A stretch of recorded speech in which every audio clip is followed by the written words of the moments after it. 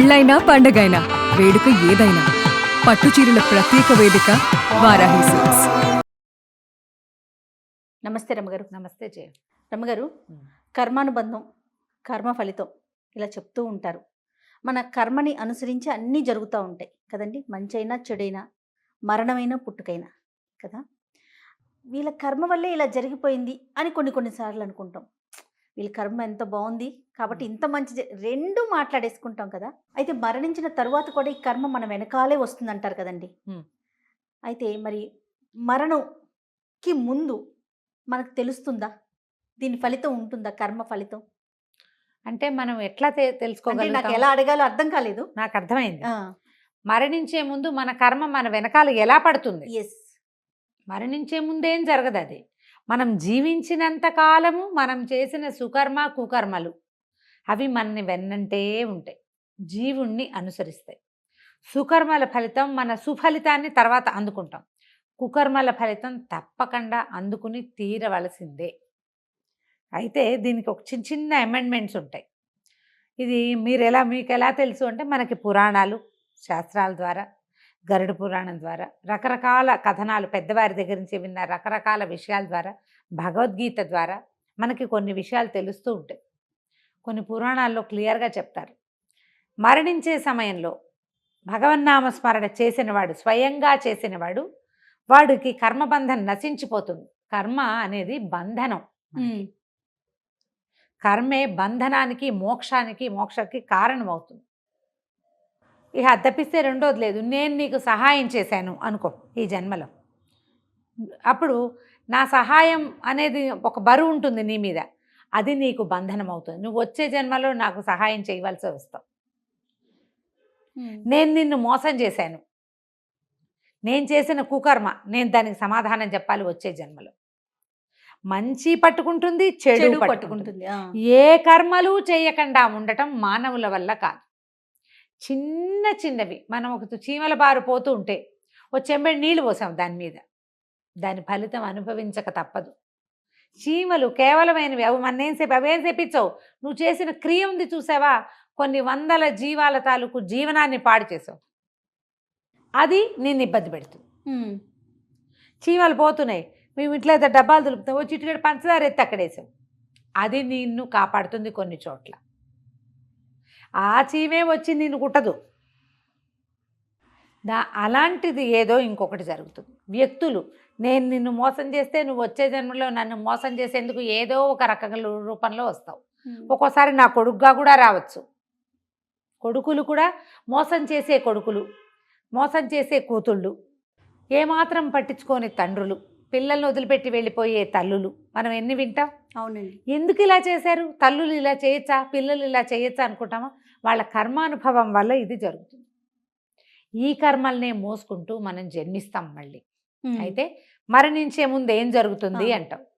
మరణించే ముందు కనుక మన కర్మానుభవాన్ని పూర్తిగా నశింప చేసుకోవాలంటే, మనకి సాధారణ మరణాలు ఎలా వస్తాయి? నిద్రలో పోతారు కొంతమంది, బాత్రూంలో పోతారు, ఏదో పని చేస్తూ హార్ట్ అటాక్ వస్తుంది, లేదా అనారోగ్యంతో తీసుకుని అయ్యో అమ్మో కుయ్యో మొర్రో అని సాగదీస్తూ దుఃఖిస్తూ, దేవుడా ఎందుకు చేసావురా అని దేవుణ్ణి తిట్టిపోస్తూ, నన్ను మంచాన పడేసావురా, దుర్మార్గుడా, నువ్వు అసలు లేవురా అని భగవన్నామస్మరణ చేయవలసిన నోటితోటి భగవన్ నింద, దైవ నింద, దైవాపచారం చేస్తూ మరణిస్తారు.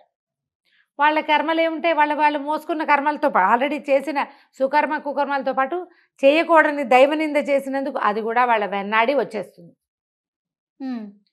అందుకని ఏం చేస్తారు, చెవిలో కృష్ణనామస్మరణ చేస్తారు, గోవిందనామస్మరణ అంటారు, నారాయణ నారాయణ అనమంటారు, తులసి తీర్థం పోస్తారు, నారాయణ అని చెవిలో చెప్తారు. స్పృహలో ఉన్నవాడితో బలవంతంగా నారాయణ అని చెప్పించాలనుకుంటారు. ఆ నారాయణ నామస్మరణ చేసిన వాడికి మరణకాలంలో నారాయణ స్వరూపాన్ని చూడగలిగిన వాడికి ఇక కర్మలు వాడిని బాధించవు. ఇది మనకు లోక సహజంగా పెద్దవాళ్ళు చెప్పే మాట. అందుకని పూర్వకాలం ఏం చేసేవాళ్ళు, కాశ్యాంతు మరణాన్ముక్తి అని చెప్పేవారు. క్షేత్రంలో మరణిస్తే అది కూడా ఏంటంటే ముక్తే, ఇక వాడికి మళ్ళీ పుట్టడు, కర్మలు వాడిని బాధించవు. అందుకని కాశీలోకి వెళ్ళి అక్కడ ఏదో ఒక కృష్ణవరామ అనుకుంటూనో పరమేశ్వర స్వామివారిని చూస్తూ, విశ్వనాథ స్వామిని చూస్తూ, విశ్వనాథుణ్ణి చూసినా, గంగా స్నానం చేసినా, అన్నపూర్ణాదేవిని చూసినా, ఎవరిని చూసినా విశాలాక్షమ్మ వారిని చూసినా, అక్కడ ఉన్న ఏ గణపతినో ఏ ఆంజనేయ స్వామి దేవస్థానాన్ని చూసినా కూడా కాశీ లాంటి చోట మరణిస్తే ముక్తి. అలాగే మనకి చాలా క్షేత్రాలు ఉన్నాయి. దేవాలయ పరిసరాల్లో మరణించిన వాళ్ళకి ముక్తి, వాళ్ళని కర్మలు బాధించవు. మరణము ముందు వాడున్న దేశకాల పరిస్థితులు లెక్క పెట్టబడతాయి. నువ్వు కృష్ణ రామ అనుకుంటూ పూజ చేసుకుంటూ, లేదా ప్రాణం పోతుంటే దేవుడా ఎక్కడున్నావు నాయన నారాయణ నన్ను రక్షించు అని చెప్పుకుంటున్నావు. నిన్ను తీసుకెళ్ళటానికి యమభటులు రారు, నువ్వు మళ్ళీ పుట్టవు, నీ కర్మ నశించిపోయింది. మరణాసన్న సమయంలో మనం నామస్మరణ చేస్తే నశిస్తుంది కర్మ. మరణాసన్న సమయంలో మనం దైవ సాన్నిధ్యంలో ఉంటే అత్యద్భుతమైన క్షేత్రం కాశీయే చెప్తారు. చూడు, భారతదేశంలో ఎన్ని ఉన్నాయి, అష్టాదశ శక్తిపీఠాలు ఉన్నాయి, 12 జ్యోతిర్లింగాలు ఉన్నాయి, అవి పంచారామాలు ఉన్నాయి, 108 దివ్యక్షేత్రాలు ఉన్నాయి. ఎవరి స్వామి విష్ణువి అయినా దివ్య దేశాలు ఉన్నా కూడా ఒక్క కాశీకే చెప్పారు ఈ మాట. కాశీతోనే ఈ వాక్యం, కాశ్యాంతు మరణాన్ముక్తి, అక్కడ చచ్చిపోతే ముక్తి. అక్కడికి వెళ్ళటం, లేదా మనము మరణించే సమయంలో భగవన్నామ స్మరణ చేయటం. జ్ఞాపకం ఉండదు, బుద్ధి ఎప్పుడు మనకి దాని మీదకి వెళ్తుంది. నిత్యము నామస్మరణ చేసే అలవాటు ఉన్నవాడికి మరణాసన్న సమయంలో కూడా కాస్త నెప్పుడుతుంటే అయ్యో అనుకుంటే కృష్ణ రామ అంటాడు. అందుకని నామస్మరణ నేర్చుకోమని చెప్తారు. కలియందు నామస్మరణే మనకి ముక్తినిస్తుంది. ఎవడైతే ఈ మరణాసన్న సమయంలో ఇట్లాంటివి చేస్తాడో, దేవాలయ దర్శనం చేసి వచ్చాడు, ఇంటికి రాగానే మరణించాడు, వాడి బుద్ధిలో ఏది ఉంటుంది? దేవాలయం గురించి. అందుకని వృద్ధాప్యం, కొంత వయసు వచ్చాక, పెద్దవాళ్ళు అయ్యాక తప్పకుండా ఏదైనా పుణ్య దివ్య గ్రంథాలు చదవాలి, దివ్యక్షేత్రాలు దర్శనం చేయాలి. అవి చెప్పేది ఎందుకంటే నీ కర్మబంధాన్ని నువ్వే నశింపజేసుకోవటానికి. ఏ కర్మలు చేయకుండా ఉండగలగటం అనేది ఒక క్రియ ఉంది. తపస్సులు చేస్తారు వాళ్ళంతా, ఏమిటి మొత్తం ఇవన్నీ మానేస్తారు. సుకర్మ లేదు, కుకర్మ లేదు, కర్మని విడనాడుతారు పూర్తిగా. ఆ విడనాడగలగటం మన వల్ల అవుతుందా? అస్సలు సాధ్యం కాదు, మన వల్ల కాదు. శ్రద్ధగా భగవద్గీత చదివితే ఈ నేను చెప్పిన మాటలు నాకు అందులో నుంచి తెలిసినవి తెలుస్తాయి, మనకు అర్థమవుతుంది.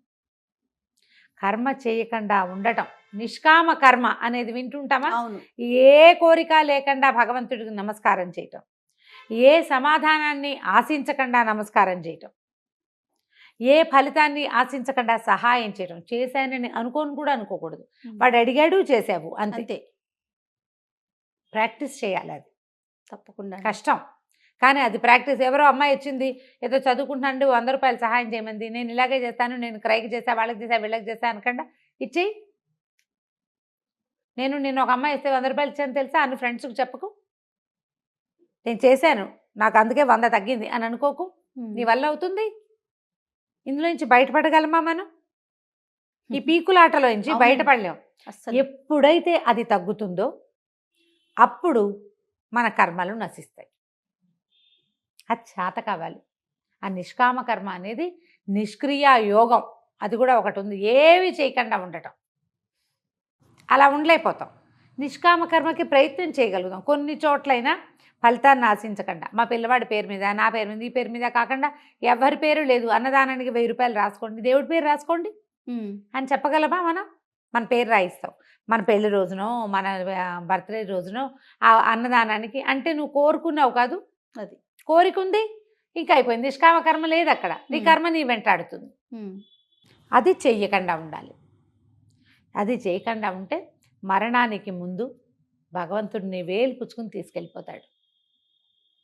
నువ్వు మళ్ళీ పుట్టక్కర్లా, ఈ కర్మలు ముయ్యక్కర్లా. వాడి బాకి, వీడి బాకి, వాడెవడికో రుణానుబంధం, నీళ్ల రుణం, భూమి రుణం, ఈ రుణాలు ఏవి నిన్ను బాధించవు. అజామిళుడి కథ ఇదే చెప్తారు. నువ్వు అతను చనిపోయే సమయంలో దుర్మార్గుడైన వాడు, వేదభ్రష్టుడు, వేదబాహ్యుడు అయిపోయాడు. అయినా కూడా ఆ కుమారుడైన నారాయణుడిని పిలవడంతో ఆయన కోసం విష్ణు పార్షదులు వచ్చారని చెప్తారు. అలా జరుగుతుందంటే జరుగుతుందనే చెప్పింది శాస్త్రం, అదే చెప్తోంది. శాస్త్రం చెప్పేది అదే, మనకి పురాణాల్లో చెప్పబడింది. నీకు అంత్యంలో నారాయణ నామస్మరణ చేయాలంటే నువ్వు నిత్యము చేయాలి. ఒక రోజులో నువ్వు బుద్ధిమంతుడు అయిపోతావు కాదు. ఎట్లా అవుతావు మనం? బుద్ధి మొదటి నుంచి ఉండాలి.